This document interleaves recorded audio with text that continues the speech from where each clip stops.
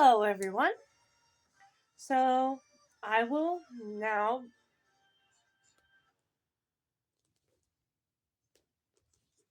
start reading the Chronicles of Narnia.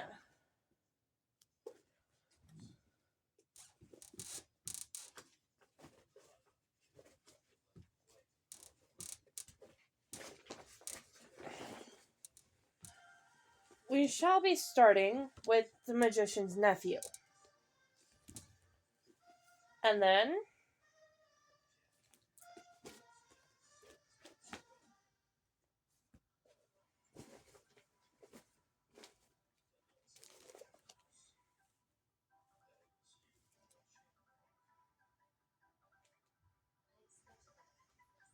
we will be reading The Lion, the Witch, and the Wardrobe. And then The Horse and His Boy. And then Prince Caspian.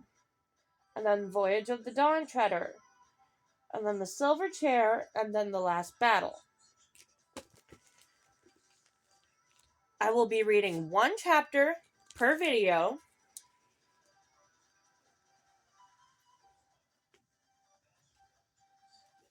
And let's get started, shall we? C.S. Lewis, The Magician's Nephew.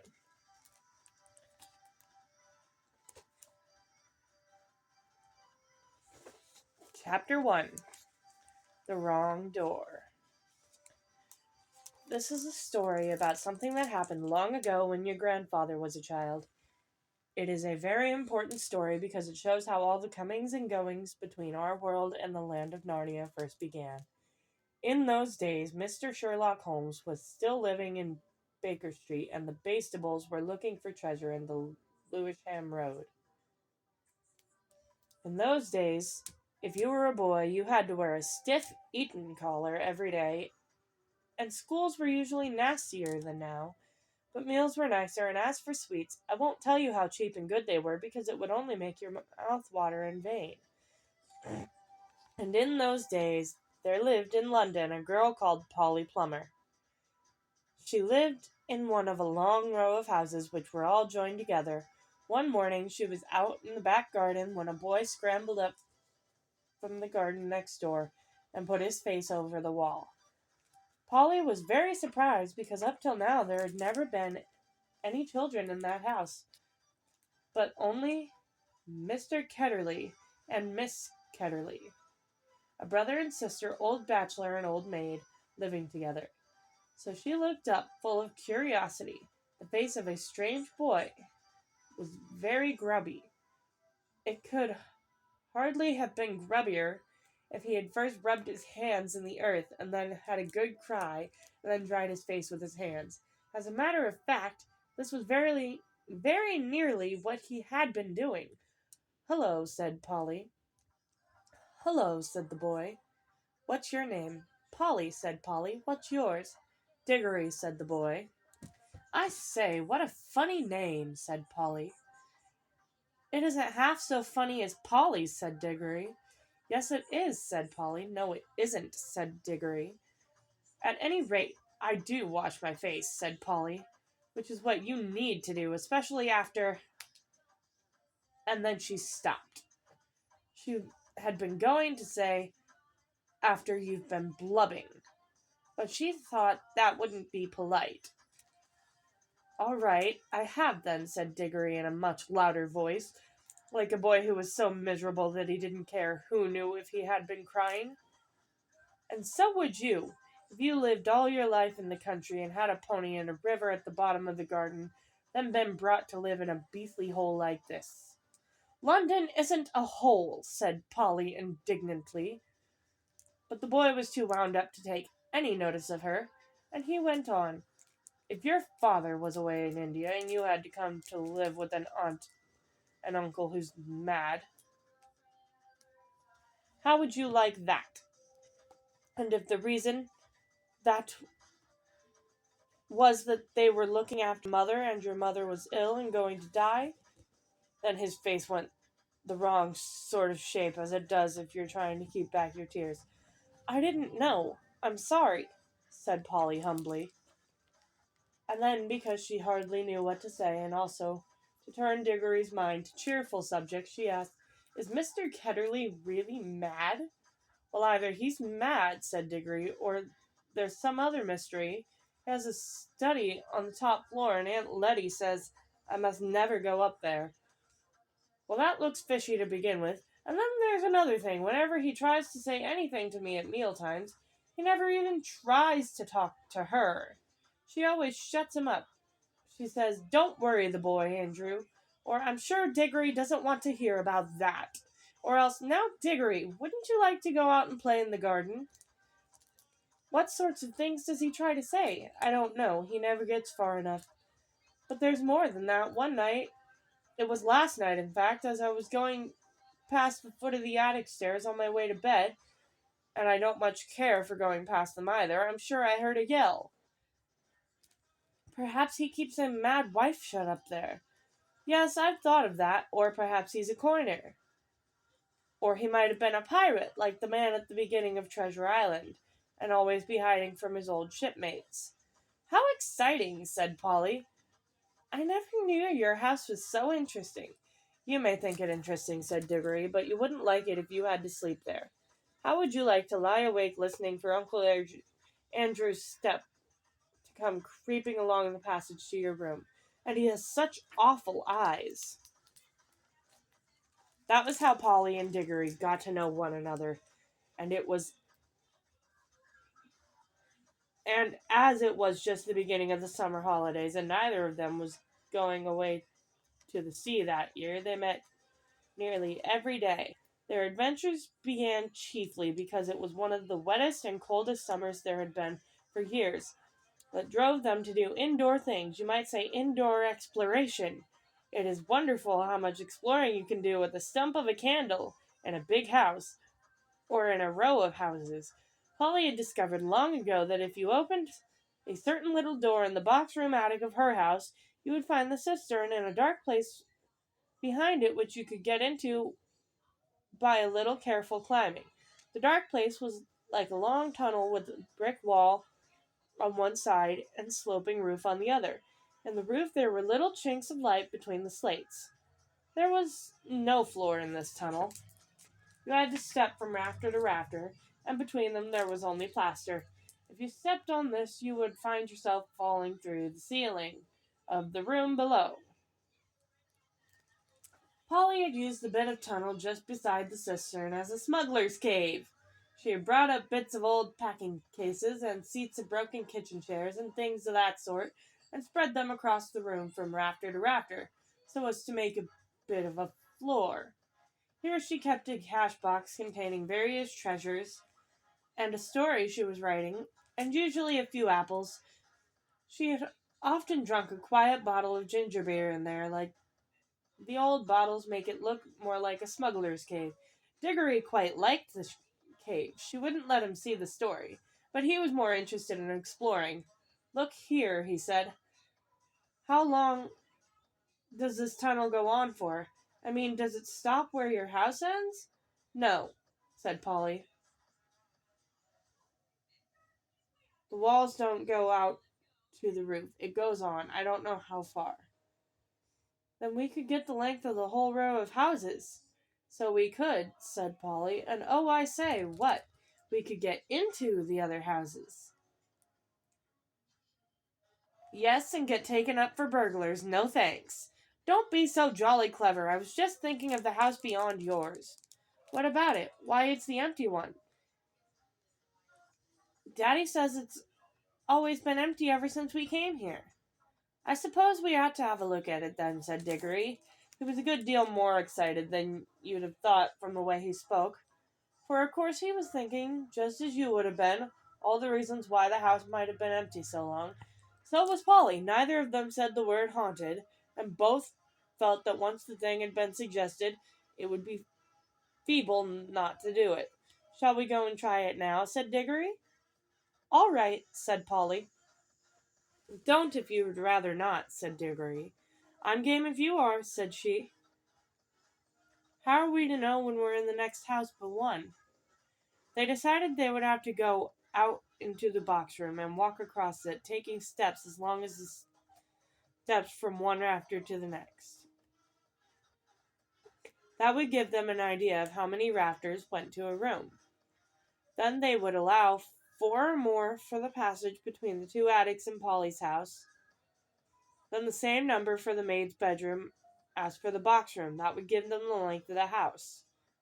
When they had done that distance twice, they would be at the end of Diggory's house. Any door they came to after that would let them into an attic of the empty house. But I don't expect it's really empty at all, said Diggory. What do you expect? I expect someone lives there in secret, only coming in and out at night with a dark lantern. We shall probably discover a gang of desperate criminals and get a reward.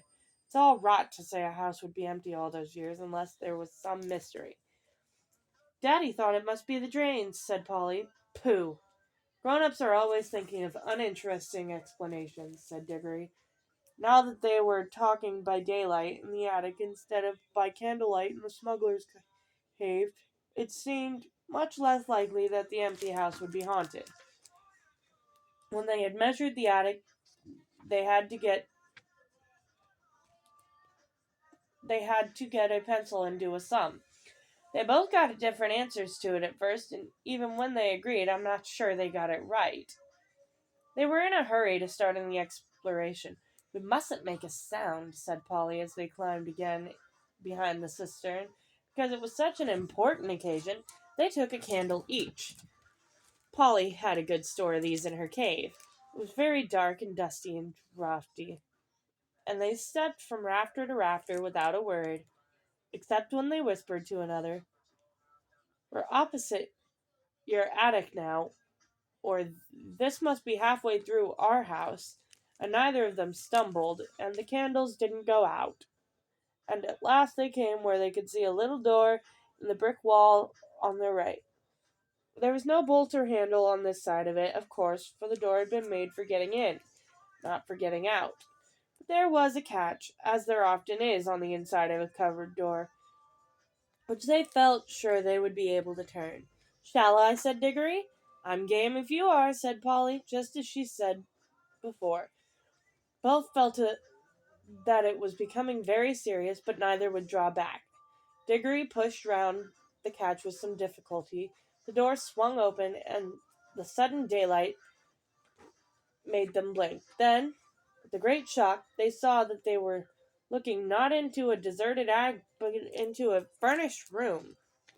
But it seemed empty enough. It was dead silent. Polly's curiosity got the better of her.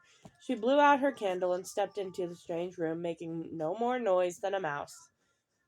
It was shaped, of course, like an attic, but furnished with a sitting room. Every bit of the walls was lined with shelves, and every bit of the shelves was full of books.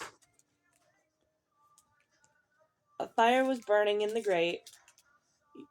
You remember that it was a very cold, wet summer that year, and in front of the fireplace, with its back towards them, was a high-backed armchair. Between the chair and Polly, and filling most of the middle of the room, was a big table piled with all sorts of things, printed books and books of the sort you write in, ink bottles and pens and sealing wax and a microscope. But what she noticed first was a bright wooden tray with a number of rings on it. They were in pairs, a yellow and a green one together, then a little space, and then another yellow one, and another green one.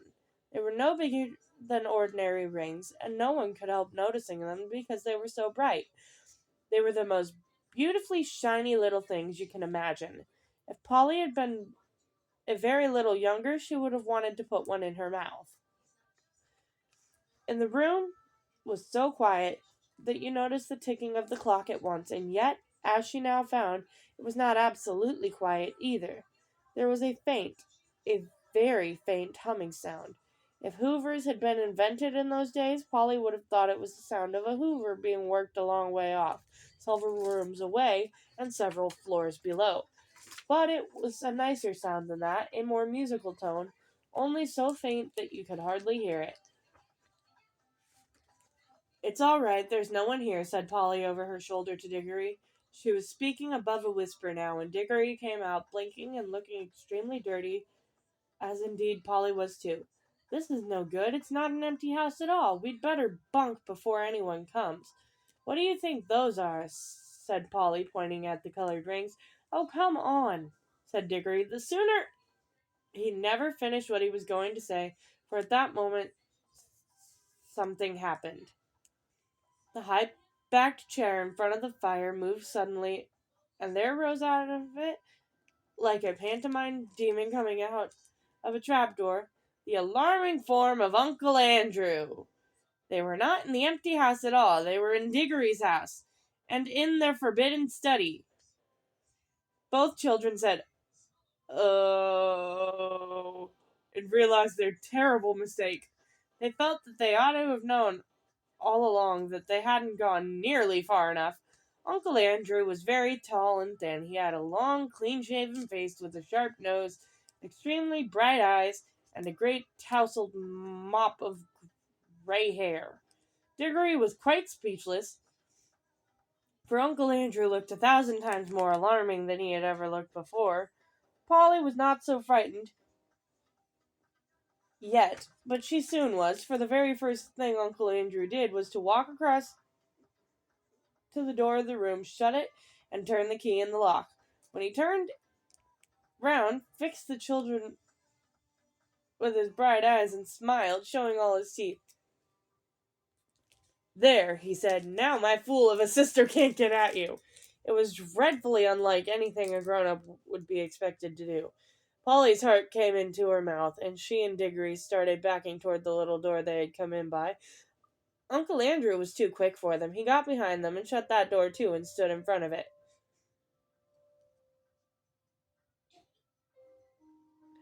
Then he rubbed his hands and made his knuckles crack.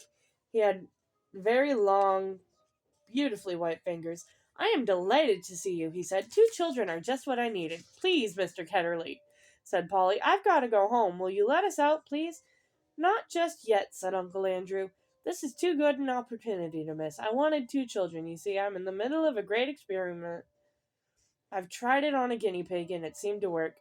But then a guinea pig can't tell you anything, and you can't explain to it how to come back. Look here, Uncle Andrew, said Diggory. It really is dinner time, and they'll be looking for us in a moment. You must let us out. Must? Said Uncle Andrew. Diggory and Polly glanced at one another. They dared not say anything, but the glances met, and isn't this dreadful? And we must humor him. If you let us go for our dinner now, we could come back after dinner, said Polly. Ah, but how do I know that you would? Said Uncle Andrew with a cunning smile. Then he seemed to change his mind. Well, well, if you really must go, I suppose you must. I can't expect 2 youngsters like you to find it much fun talking to an old duffer like me. He sighed and went on. You've no idea how lonely I sometimes am. But no matter, go to your dinner. But I must give you a present before you go. It's not every day I see a little girl in my dingy old study, especially, if I may say so, such a very attractive young lady as yourself. Polly began to think he might not really be mad after all. Wouldn't you like a ring, my dear? Said Uncle Andrew to Polly. Do you mean one of those yellow or green ones? Said Polly. How lovely. Not a green one. I'm afraid I can't give the green ones away, but I'd be delighted to give you any of the yellow ones with my love. Come and try one on. Polly had now quite got over her fright and felt sure the old gentleman was not bad, and there was something strangely attractive about those bright rings. She moved over to the tray. Why, I declare, she said, that humming noise gets louder here. It's almost as if the rings were making it. What a funny fancy, my dear, said Uncle Andrew with a laugh. It sounded very natural. It sounded a very natural laugh, but Diggory had seen an eager, almost greedy look on his face. Polly, don't be a fool, he shouted. Don't touch them. It was too late. Exactly as he spoke, Polly's hand went out to touch one of the rings, and immediately, without a flash or a noise or a warning of any sort, there was no Polly. Diggory and his uncle were alone in the room.